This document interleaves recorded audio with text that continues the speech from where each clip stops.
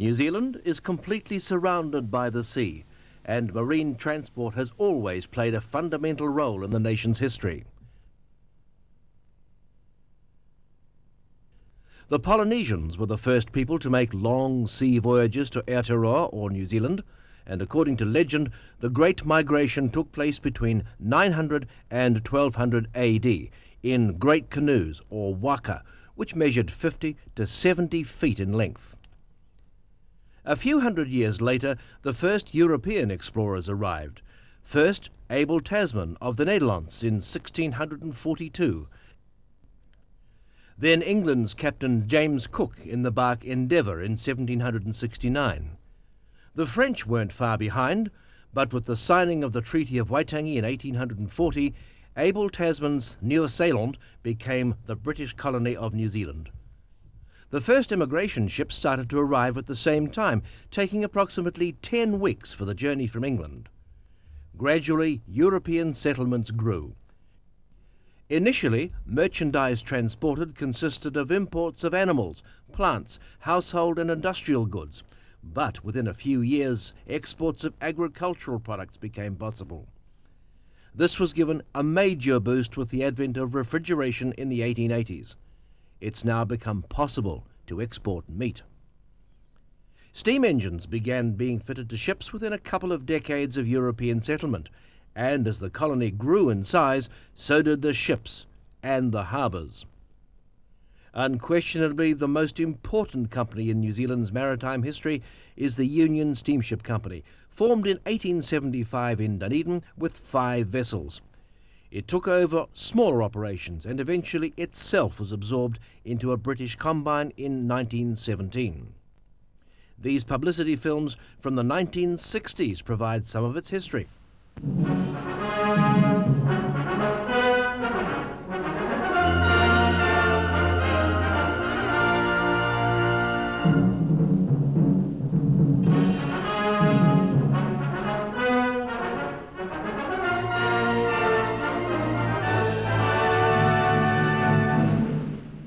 Back in 1875, steamships were just taking over from sail. The first Union Company ship was the Maori. As New Zealand grew, so did the Union Steamship Company. The 300-ton Bruce was soon joined by new ships like the 700-ton Hawea. Until today, a review of the Union Company shows it to have the largest fleet based south of the equator. Bustling back to Auckland comes the Tofua, a South Pacific island ship. Her sun-tanned passengers can still recapture the gaiety of the islands with their tropical souvenirs. Colourful, casual memories of a South Sea holiday.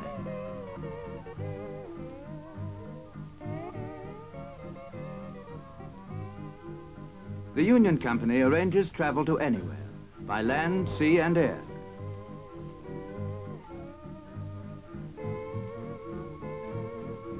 Green bananas arrive on the Matua as well. Both the Tofua and the Matua link New Zealand with Fiji, Samoa, Niue and Tonga, uplifting tropical fruit, copra and other produce twice a month. Such cargoes bring the colour of other lands to New Zealand.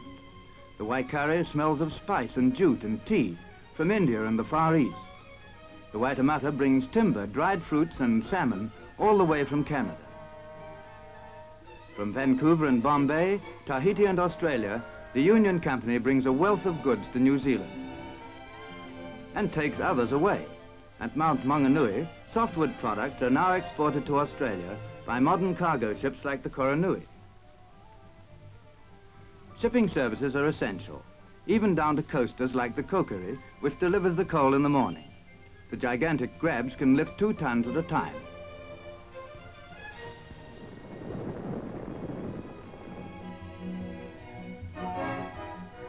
These ships working round the coast serve New Zealand no less than their larger sisters. For every person in New Zealand, the Union Company handles over a ton of goods every year.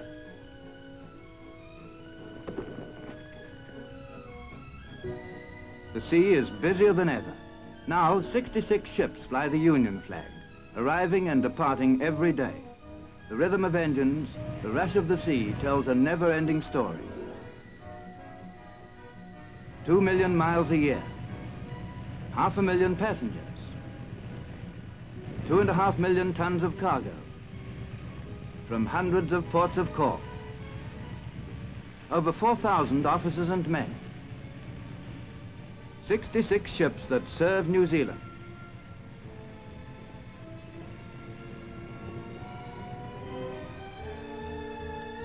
Of all the ships, those on the inter-island service have become the most famous. The Rangatira, now operating the summer service between Wellington and Picton, made her name on the Crack Wellington-Lyttelton run. Nowadays, it's the Hinnamoa and the Maori. In Lyttelton, the Hinnamoa loads cargo, mail and passengers for the overnight trip to Wellington. Loading in Wellington is the Maori, latest of the fleet and the third ship to bear the famous name. Between them, crossing back and forth 6 times a week, the 2 new steamer expresses are the main highway between the North and South Island. Their size, speed, and unfailing punctuality makes the overnight service world famous, but the ordinary New Zealand passenger now takes it for granted.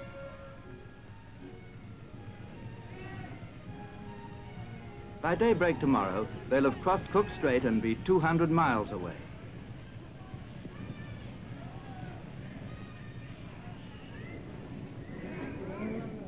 Finally, at 8 o'clock, the floodlit funnel moves against the night sky.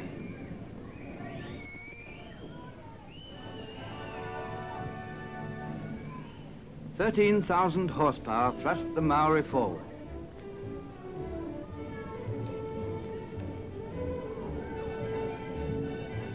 The Maori is leaving harbour. Another voyage begins. One of the 66 ships that serve New Zealand.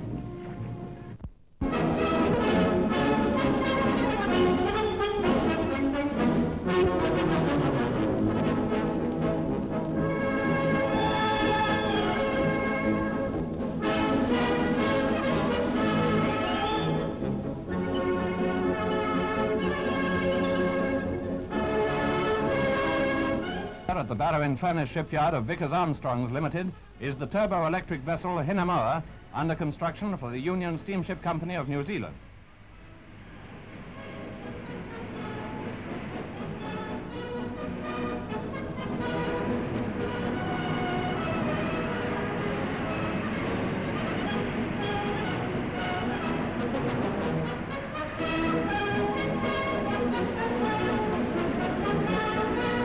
Hinnamoa will augment the services already operating between Lyttelton and Wellington and serve alongside the Rangatira, which was also built by Vickers and completed in 1931.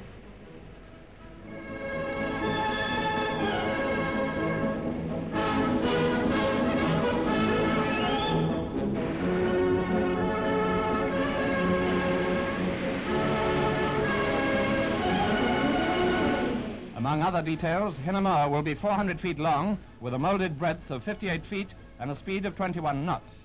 She will be driven by 2 turbo alternators with electric motors coupled direct to the twin propeller shafts.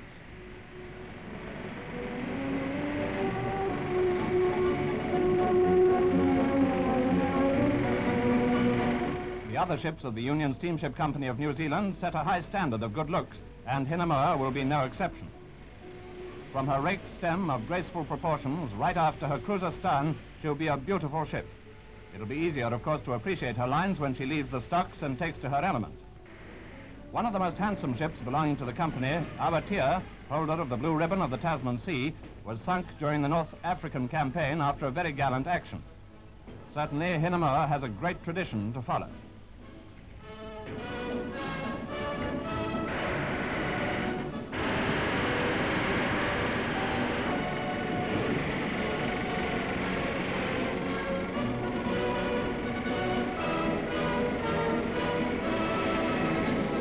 And now the day of the launching approaches, and to the Hinnamoa goes the distinction of being the first civilian passenger ship to be launched for the Empire since the war ended.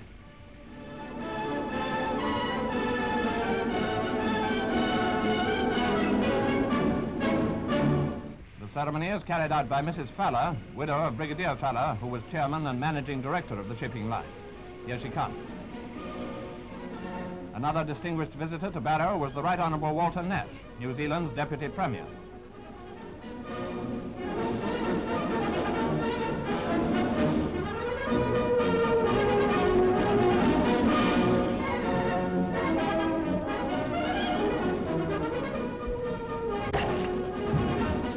And so, officially christened at last, Hinamura slides down into the water. Another step forward in her preparation for service on the other side of the world.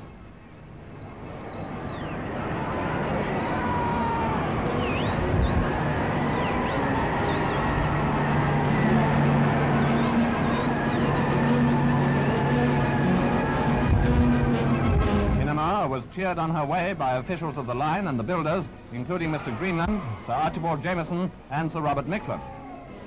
Cabin accommodation is provided for 921 passengers. 2 deluxe, 29 single, and 230 double berth cabins are planned, as well as those with 3 and 4 berths.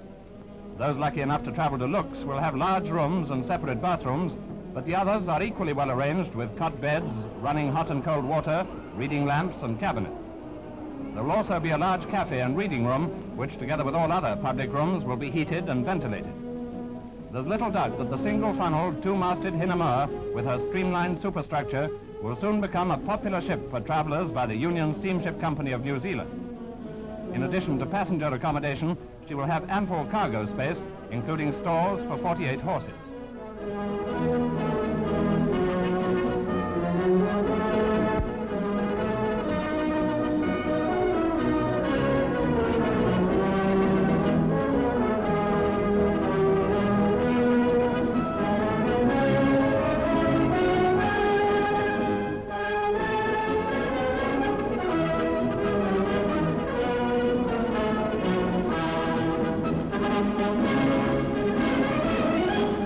And so Hinamura is towed away to the fitting-out basin, a witness to the craftsmanship of British shipbuilders, and even more important, yet another link in the invisible bonds which hold together the peoples of the mother country and of the empire.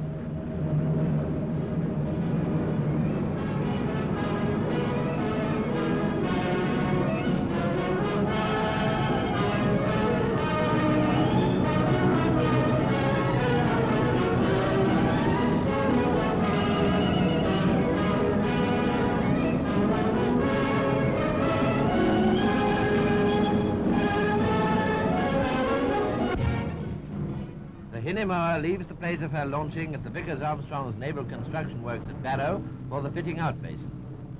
Here she receives the equipment which will make her, in addition to being a beautiful ship, the most efficient and comfortable vessel belonging to the Union Steamship Company of New Zealand.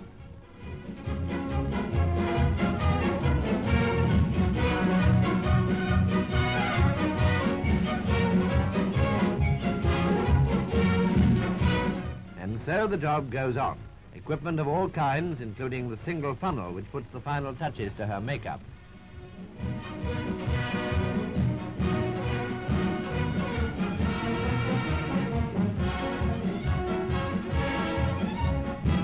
Then, on the cold and gloomy day of December the 11th, 1946, Hinamura leaves the fitting-out basin for her trials over the measured course of 2 sea miles off the Isle of Arran.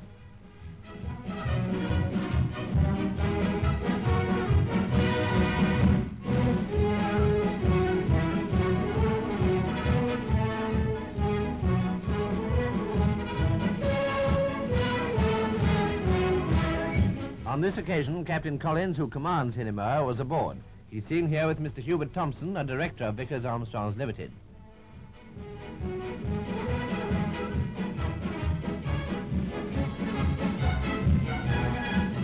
As the ship nears the measured course, we can share the thrills with those aboard when the order is given for full steam ahead. Not only will her performance be recorded, but at the same time, every part of her equipment will receive a thorough testing.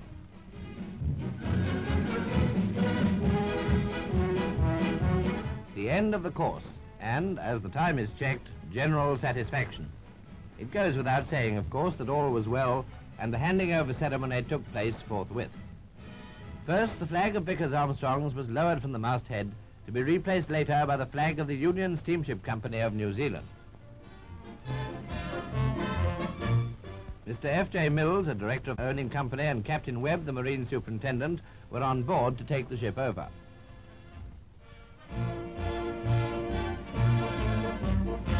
Before the Hinamura left on her trials, a black cat went aboard entirely uninvited. It refused point blank to leave and was adopted as the ship's cat and taken to New Zealand. Surely an omen of good luck.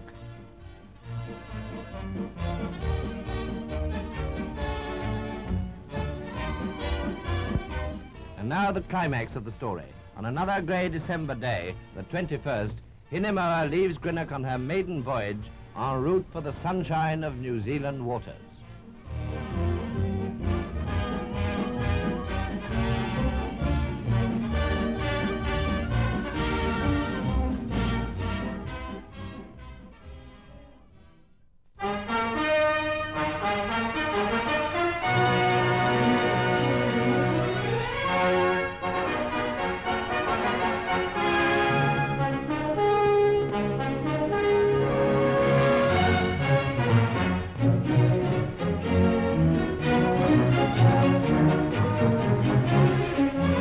It was a great day for New Zealand when Her Royal Highness Princess Margaret came to Newcastle to launch the TEV Maori.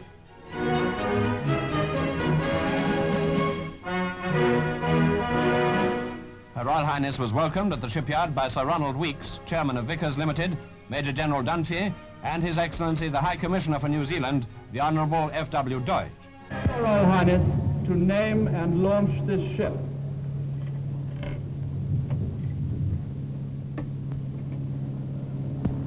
I name this ship Maori.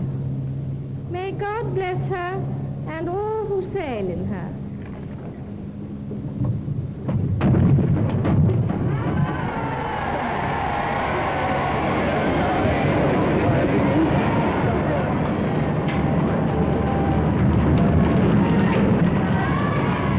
With the crowds cheering, the 8,000-ton Maori takes to the water, and spectators have a last view of the bow rudder. This is a special feature of the ships built for the Wellington-Lyttelton Express service.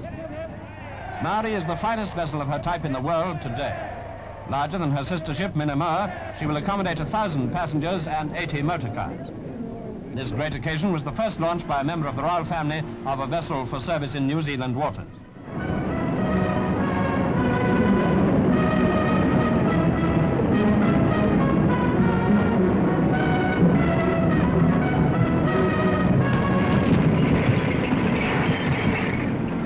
Princess's own words, the Maori will not only be a link between the two islands of New Zealand, but a bond with other countries and an example of craftsmanship and design which could hold its own anywhere in the world.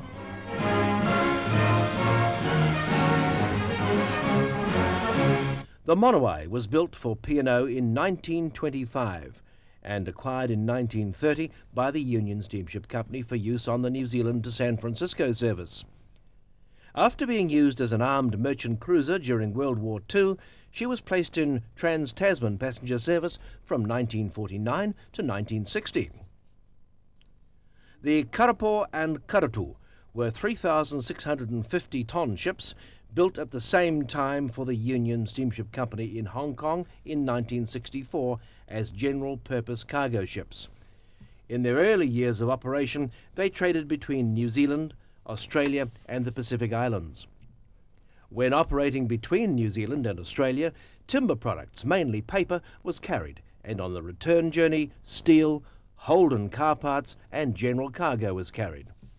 As the roll-on, roll-off service became more popular on the Tasman, both ships were placed on the coal-carrying run between Westport and Whangarei, supplying the cement works at Portland.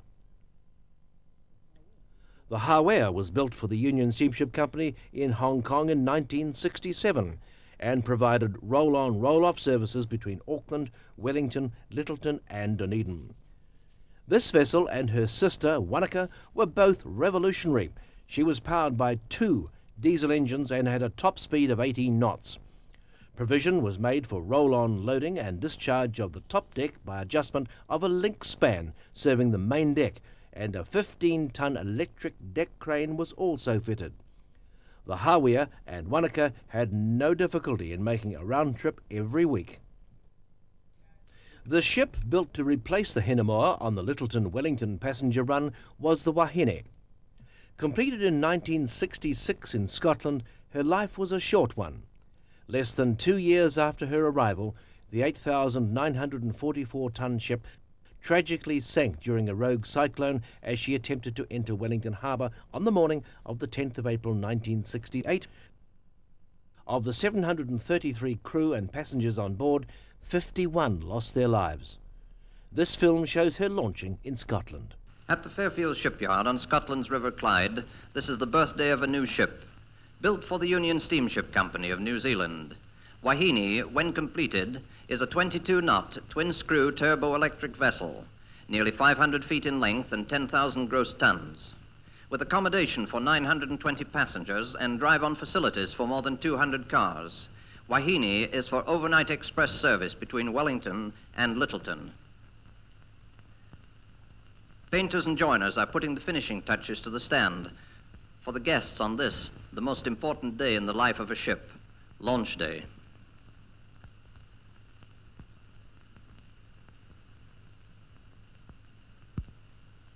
For most of the 700 men who have fashioned the graceful hull of this new inter-island liner from steel plates and bars, there is now a brief respite until the ship is afloat and berthed in the fitting-out basin, except for the shipwrights, busying themselves with the final preparation for the launch itself, which is their special responsibility.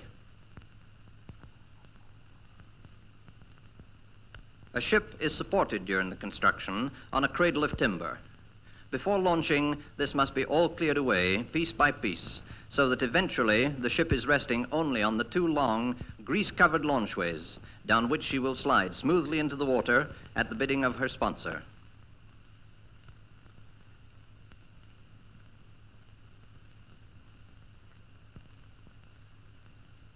The white-painted timber poppets form a cradle to support the finely tapering forend of the ship on the launchways.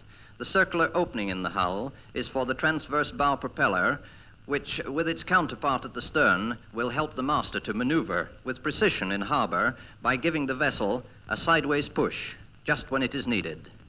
The black-painted bow rudder, complementing the twin rudders at the stern, is another maneuvering aid, which should ensure that this ship will have no parking problem. A stabilizing system is also being installed for the comfort of the passengers.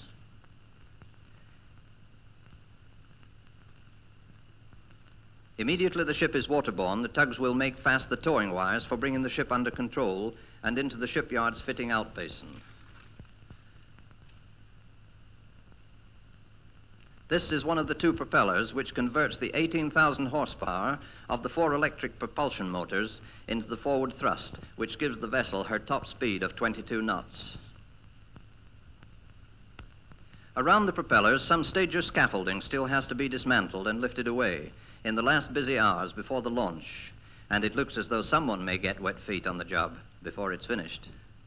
In the background, an ore carrier slips upriver before traffic is halted for the event of the day.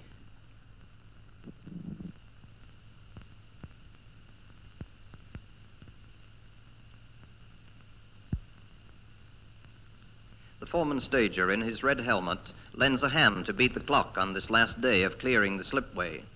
Meanwhile, the last of the timber is coming out from under the ship, over some of the bundles of heavy drag chains which are attached to the ship by check wires, and whose purpose is to slow the ship up as soon as she is afloat and prevent a collision with the quay wall on the other side of the river.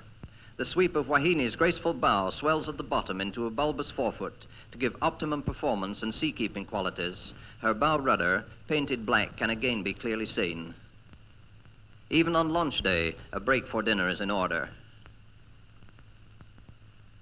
A welder pulls his cable on board.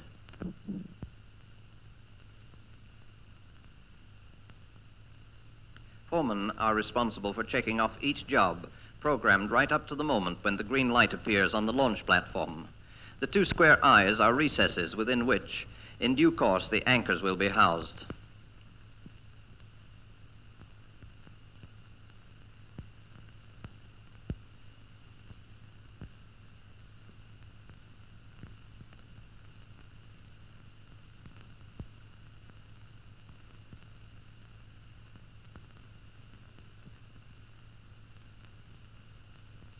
The ship herself is dressed over all with bunting, which sets off the elegance of her trim lines.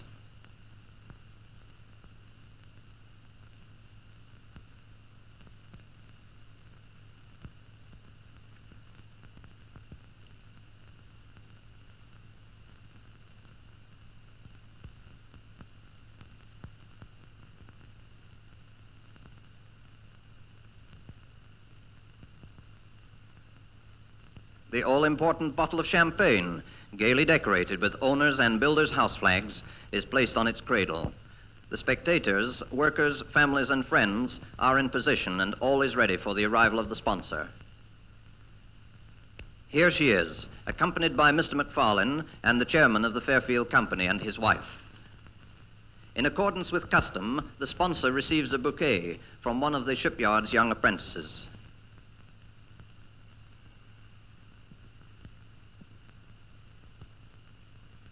At this time, there is nothing for the shipyard officials and men to do but wait as the final 2 or 3 minutes tick away.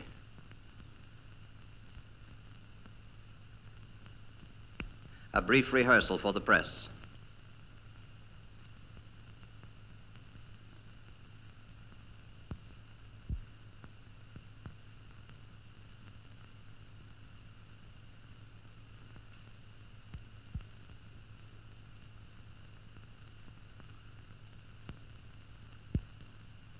At last, the great moment is at hand.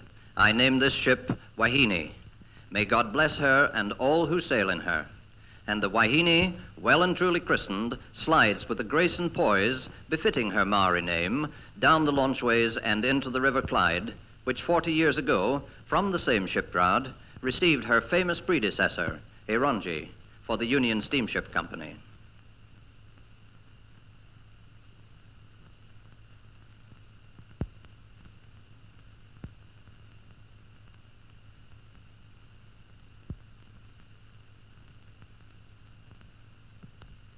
With a token courtesy to her sponsor, she is afloat. The poppets and other launchway material, its job done, breaking out and floating clear. The check wires become taut and pull the bundles of drag chains down the berth in a cloud of dust, bringing the ship to a standstill before she can run into danger across the river. The tugs begin to move toward the ship to pick up the 2 lines which restore the ship, after her brief moment of freedom, into men's control.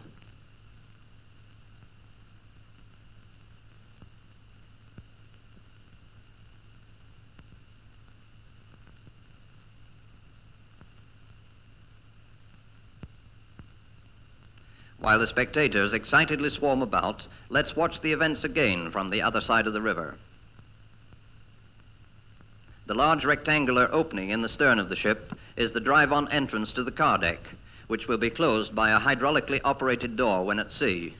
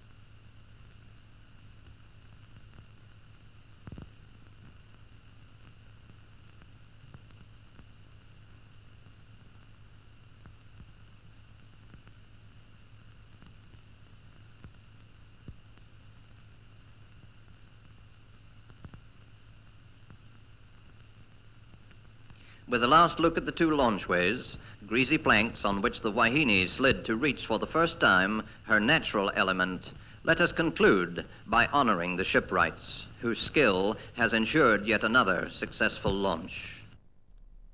For most people today, the Wahine is probably the best-known New Zealand shipwreck, but there have been many others, and the country's coast is littered with the remains of ships, large and small, that have met premature ends.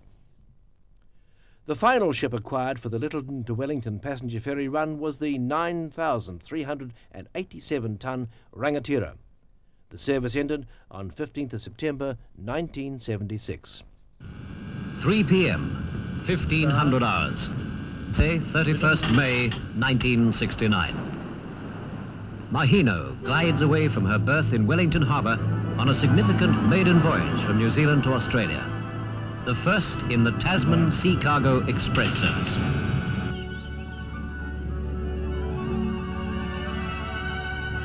Serving the two countries for almost a century, the Union Steamship Company of New Zealand adds to its coastal unitized cargo services a network across the Tasman of modern unitized cargo routes. In its own way, the Union Line is adding a real dimension to the idea of Union Trans-Tasman. The Otago Daily Times, July 1st, 1875, carried the Union Line's first advertised schedule for the ships of its fleet. The vessels had names perpetuated to the present day by the company. One of the first 5 bore the name Hawea, a ship powered by steam and sail. In the first half of the 20th century, among the Union Line's famous inter-dominion ships were Maunganui, passenger ship, troop ship, and in the Second World War, hospital ship. Niagara, sunk by enemy action, world famous when its gold was salvaged. Eorangi, in its time the largest and fastest motor liner in the world, and Awatea, one of the finest passenger ships of her time. The Union Line's passenger ships between Lyttelton and Wellington became an essential and part of New Zealand life. And Pacific Islanders knew well the old Matua and the still toiling Tofor. Indeed, the South Pacific has been the Union Company's home ocean. Its vast, always beautiful, sometimes stormy waters of its 2 largest land masses, the islands of New Zealand and the continent of Australia. Sunshine and a gentle climate fostered by New Zealand's encircling seas make the grass grow vigorously, and for over a century, New Zealand's prosperity has been based on farming. A huge agricultural surplus has enabled New Zealand to become the world's biggest exporter of meat. The outlets for the country's meat, wool and dairy products are in distant markets across the seas. New Zealand's export trade has, up to the 1970s, been serviced by conventional loading ships. But since mid-century, New Zealanders have come to realize that traditional farm exports are no longer enough to maintain steady growth and living standards. New crops have been harvested from the land. The country's huge timber output has found ready markets in Australia and the East. During the 1960s, timber and manufactured exports showed such a marked increase that a whole new sphere of trade opened up. Today, the terms of the New Zealand-Australia Free Trade Agreement, NAFTA, endeavour to adjust the imbalance of New Zealand's trade with Australia. As Australia itself has an agricultural surplus, New Zealand is encouraged to find a trans-Tasman market for timber and manufactured products. Appliances and carpets are but 2 of the many manufactured goods being exported in quantity. Less efficient methods of below-deck stowage, wharves and cargo facilities show signs of increasing strain. Ship design earlier this century concentrated around traditional stevedoring methods. Hold space, hatches and derricks set a pattern now inadequate. As shipbuilding costs trebled, it became imperative to streamline cargo handling and stowage.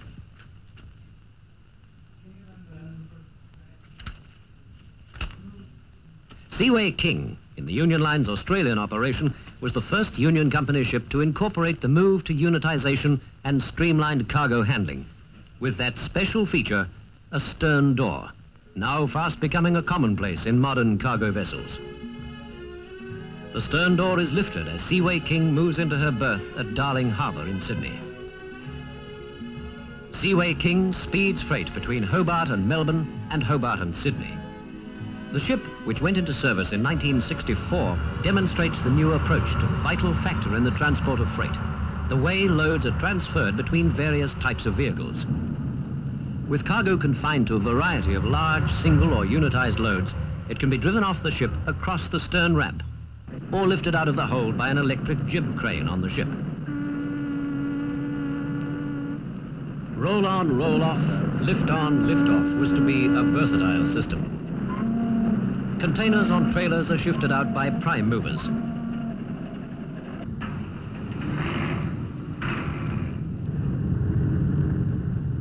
Unusual cargoes like this piece of farm machinery are effortlessly lifted out. This yacht is lifted and towed out.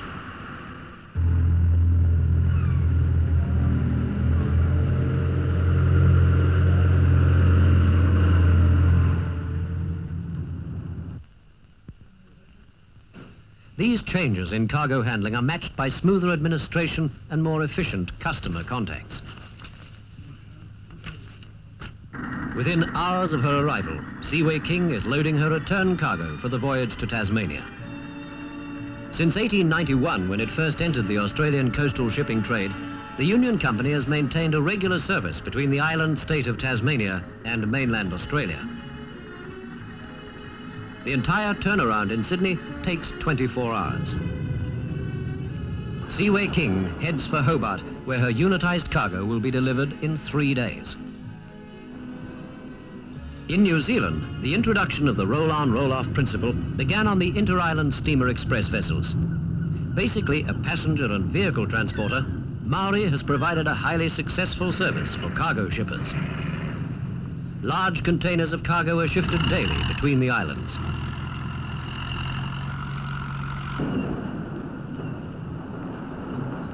Cars are driven aboard. The passengers themselves are comfortably accommodated on the ship.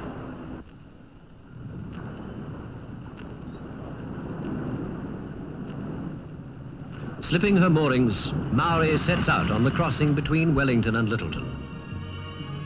Both the internal movement of goods in New Zealand and export trade increased towards the end of the 60s. The new demands of trade and the speed with which goods are needed impel shippers to develop better methods of transporting freight in bulk containers. These cartons of butter are conveniently stacked into a refrigerated container. Many cargoes of this sort are particularly suitable for unit loading. With their own freezing units, these containers provide refrigerated stowage for small consignments. In New Zealand, the new concept of assembling items of cargo in large single loads, unitization, involves both the consigner, the surface transporter, and the union line. Cans of paint packed into boxes can be immediately stowed into a sea freighter at the factory. In a single unit, this paint can be readily transported from factory to buyer. Other cargoes, like bulk grains or liquids, are equally suited to unitization. A lining is placed in a sea freighter to take bulk malt grain, which is poured directly into it. Even small shippers or individuals can consign in freight containers. These boxes of spare parts for cars are delivered to a transport agent and assembled with other small consignments to make a unit load. Other individual items, even fragile parcels of crockery or ornaments, will travel safely and securely in the sea freighter unit. A heavy tarpaulin is lashed over the full container. It then joins other cargoes being transported to the terminal to await the next sailing of the Sea Cargo Express service.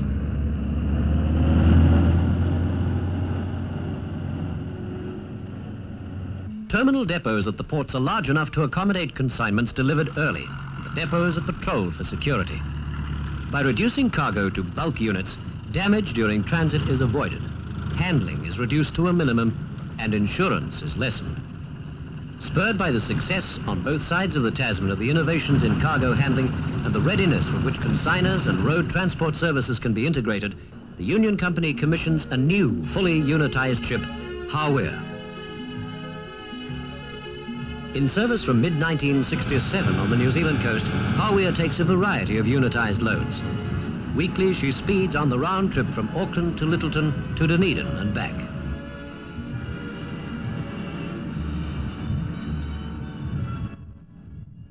Within minutes of their arrival at Lyttelton, wheeled vehicles and trailers roll off the ship.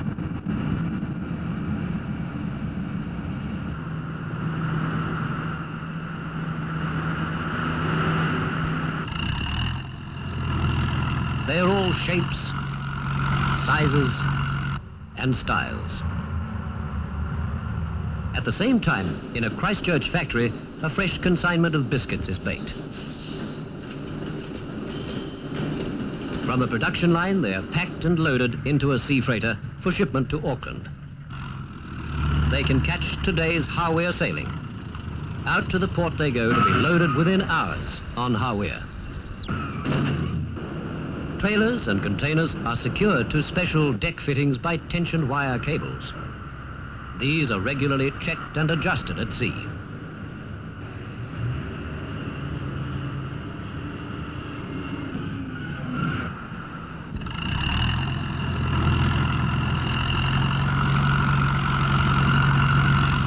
refrigerated containers are plugged into the ship's power to maintain the right temperature.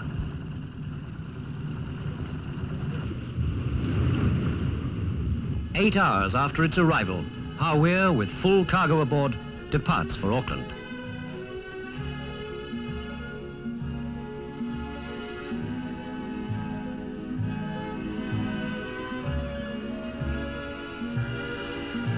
Bad weather greets Hawier in Auckland Harbour.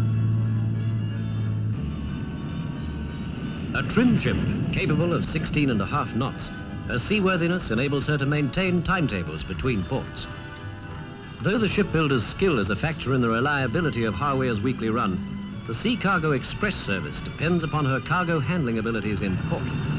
To speed and efficiency, convenience and economy are now added.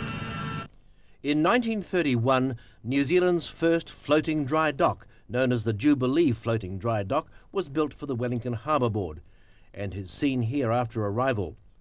It was towed out to New Zealand by the Dutch tugs Vaartse and Wittezee, translated as the Black Sea and the White Sea, taking 166 days. They arrived in December 1931. On the 2nd of April of 1932, the first ship to test the dry dock was the 10,832-ton RMS Ruahine, built in 1909 for the New Zealand Shipping Company. She was employed in the Britain to New Zealand service, carrying passengers. The dock's busiest years were during World War II, when many ships used the harbour preparing for the war in the Pacific.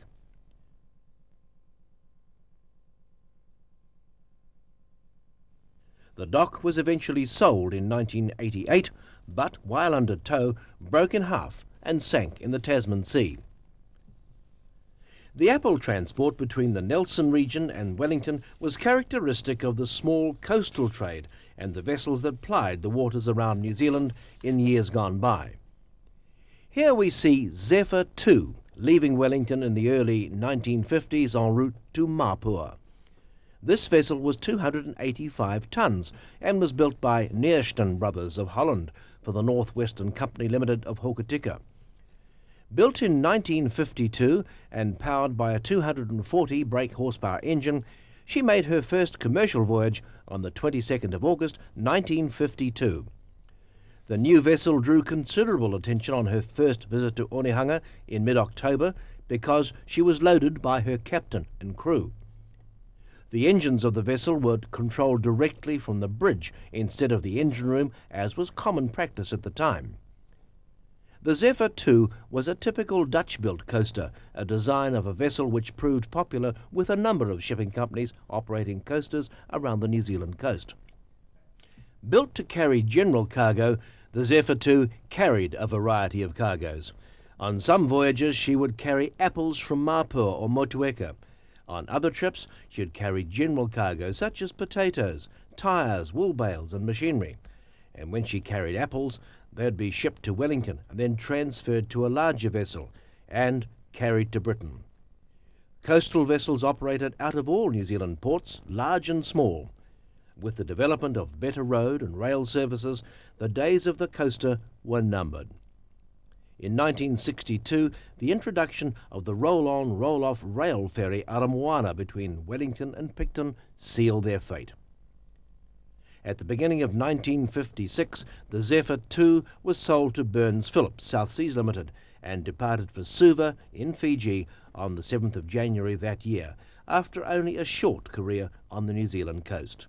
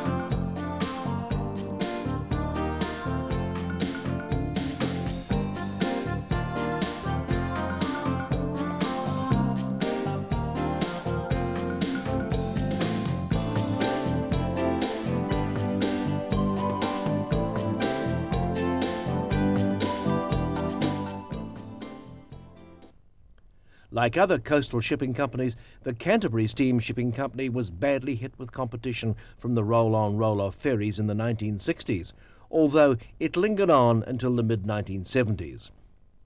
The disappearance of coastal shipping in turn saw the closure of small ports like Wanganui in the 1970s.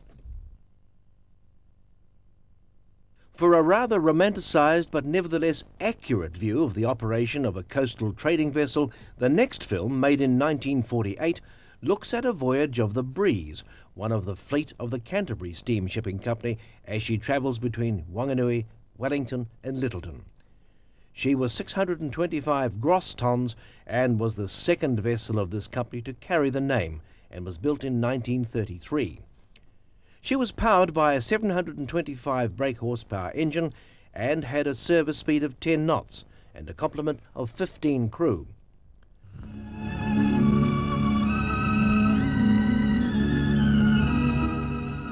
The sea, calm as a Buddha or with wrinkled brow, catspawed or flailed at by the feckless wind, the sea surrounds us. Turn now the inquiring eye to the land's rough edge, to the sea's margin, to the antiseptic, salt-tongued, smothering sea, for the sea's a link, the ship.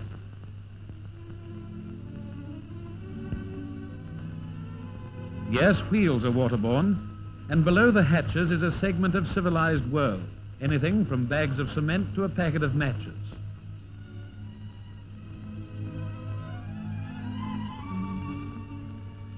Let go, Bird.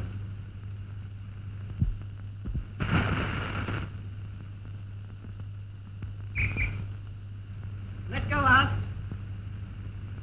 All clear for us, huh? Aye.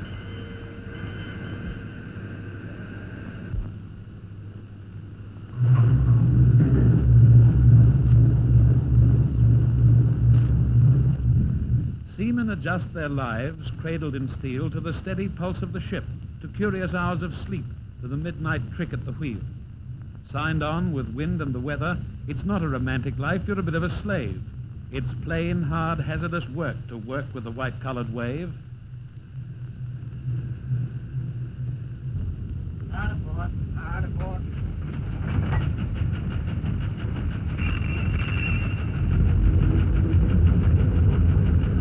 Hard aboard, cheers, sir.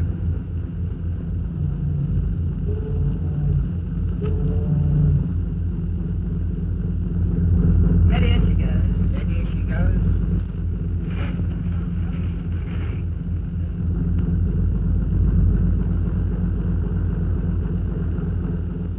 The night-long light on the headland.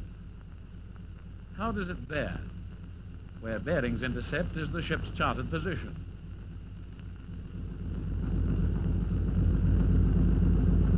And now Pencarrow light, on the port quarter there. Line the ship's head on the magical floating car. Knowledge and skill create a road across the dark, unroaded strait. Every shore is hostile, though it's home. South 22 west. South 22 west.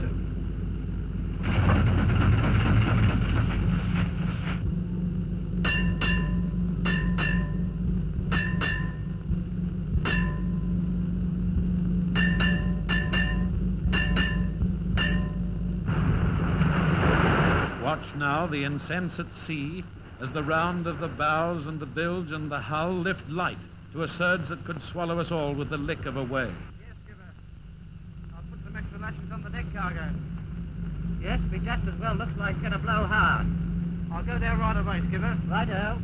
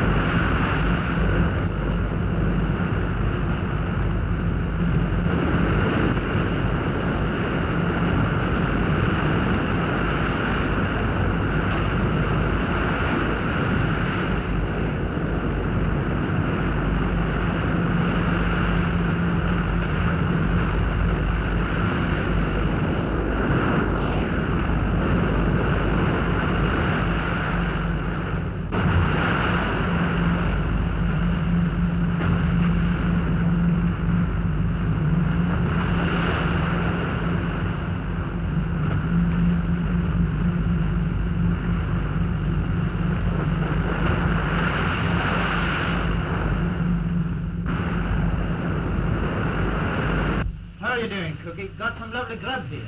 Yeah, soup in your custard and custard in your soup.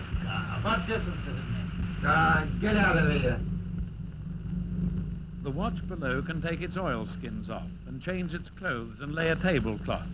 If ocean's hungry, so are sailors too. There's comfort in a plate of Irish stew. And all philosophy may lie in custard pudding or an apple pie. And more than in the ravenous sea, there's meaning in a cup of tea.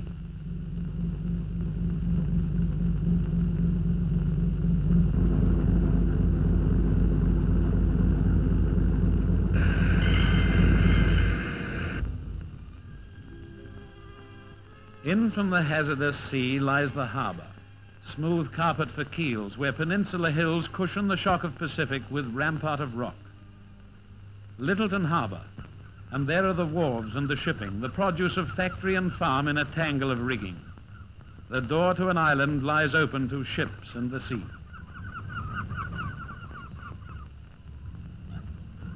Hello, Jog. There's the papers. We got 850 tons this trip and a few heavy lifts. 850. Well, we should get you away by Wednesday. From the hold they lift the hatches, hoist the cargo out in batches. Shifted, lifted, underslung, roped and hooked and steel wire hung, come trucks and lucks and tools of trade, motor tires, a dozer blade, breakfast foods and patent ringers, throaties for the throats of singers, a drum of oil, a case of books, this side up and use no hooks, a bale of silk from overseas, bangles from the Bengalese, a case of tea, machinery parts, a box of buttons, sets of darts, things for farmers, things for charmers, a keg of staple silk pajamas, all are in the hold together, tightly stowed against the weather.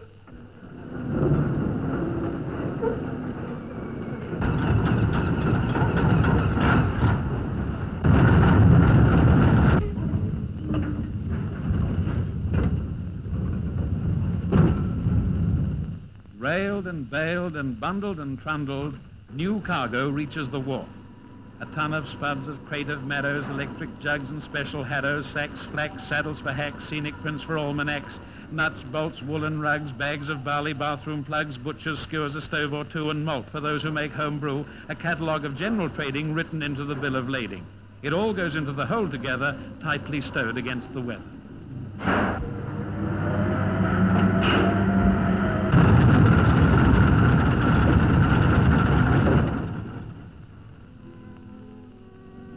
Though eyes upon the bridge will never sleep, the ship nods gently.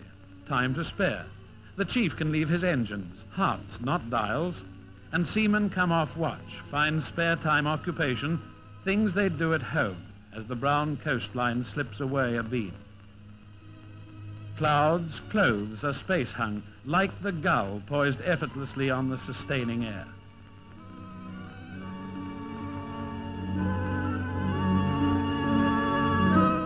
The obsequious foam crawls flattering to the ship and then crawls home.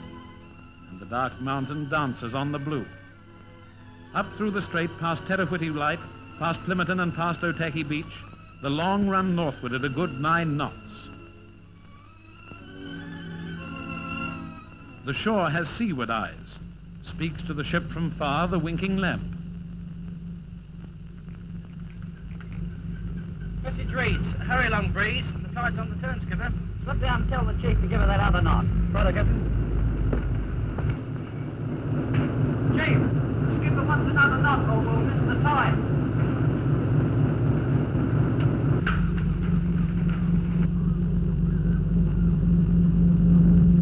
Starboard 30.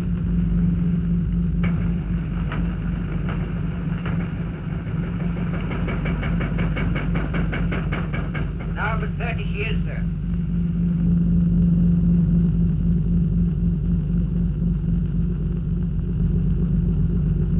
Steer for the beacon. Steer for the beacon.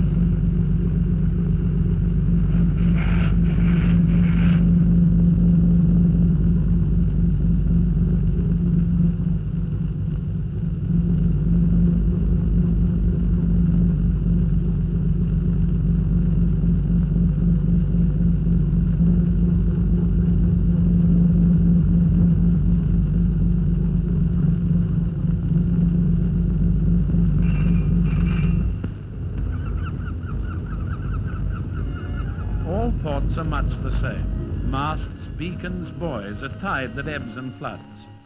On the wharves, the cranes that perch like birds, the railway wagons rolling in slow curves. But cargoes differ. Here goes ashore the cargo from the south, and comes aboard all that one flank of an island produces. And among it is wool, from the lush land, the bushland. Inboard it goes, this cargo coastwise bound, to load in other ships that follow the sunset west and away to London, Glasgow, Rotterdam or Brest. In carrying it, the coaster plays its part, feeding the ships that feed the distant world. The advent of offshore exploration for oil and gas on the Taranaki coast in the early 1970s saw special vessels built to service the drilling rigs. Those seen here were owned by an Australian company and also served oil drilling rigs off the Australian coast. They were characterised by their flat aft sections, and having no wharves to berth alongside, they had to be kept in position during loading and offloading by their specially positioned engines and rudders, as described in this film. The offshore anchor handling and supply vessel Austral Tide has a regular and demanding job. It's to provide a lifeline for the Maui A platform probing deep into the vast Maui gas field in the western sector of Cook Strait.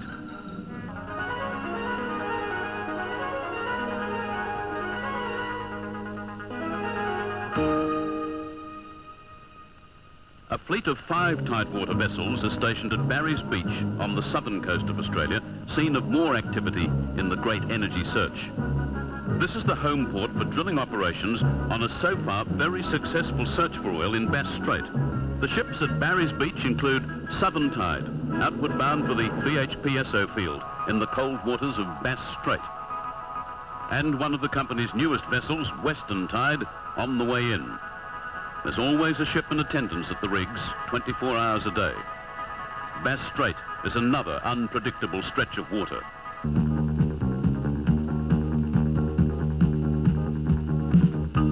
The newest addition to the Tidewater Port Jackson Marine Fleet, Eastern Tide, being prepared for launching at Carrington Slipways at Newcastle.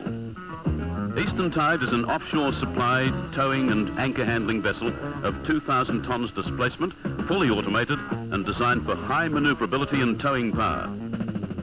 As an example, she has twin diesel engines developing over 6,000 horsepower. The engine room is monitored and controlled electronically and can be left unmanned for long periods at sea. The vessel has a service speed of 15 knots and can cruise for 27 days without refueling. The electronic switchboards, like her navigation aids, are the most up-to-date, and she can be controlled from either the bridge or the engine rooms. Altogether, a vessel for all situations. A maze of dials and gauges, some of the instruments that monitor pumping of oil, water and cement onto the rigs. A glance underneath at props and rudders suggests power and maneuverability. The propellers are 10 foot in diameter and have controllable pitch. Eastern Tide is also equipped with a bow thruster, enabling her to turn in her own length and to move sideways. And an anchor handling and towing winch, the most powerful to be found in Australia. This massive winch, nearly 12 feet high, with a single line pull of 150 tons, is located in a special housing and is totally protected from the elements. Accommodation for the crew is of a high standard. Each man has his own single berth cabin, and there's additional space for up to 12 passengers. The mess room doubles as a recreation area, and the galley is modern and well fitted. All the comforts of shore life are there for long trips to the exploration rigs. Sea trials begin off Newcastle, checking speed and handling, engines and fuel consumption. Every situation, every challenge that's likely to arise in her working life.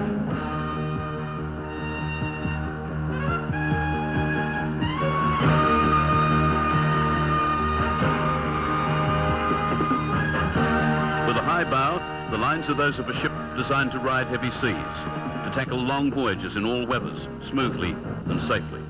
The heralding of a new era in international sea cargo handling came with the opening of Wellington's container port, the first in New Zealand, in 1971. Today, most of the population still lives in a city that is served by an adjacent port, and no town is more than 120 kilometres distant from the sea. Despite the development of aviation during the 20th century, and particularly since World War II, some 90% of New Zealand's exports and imports by value and almost 99% by volume still travel by sea.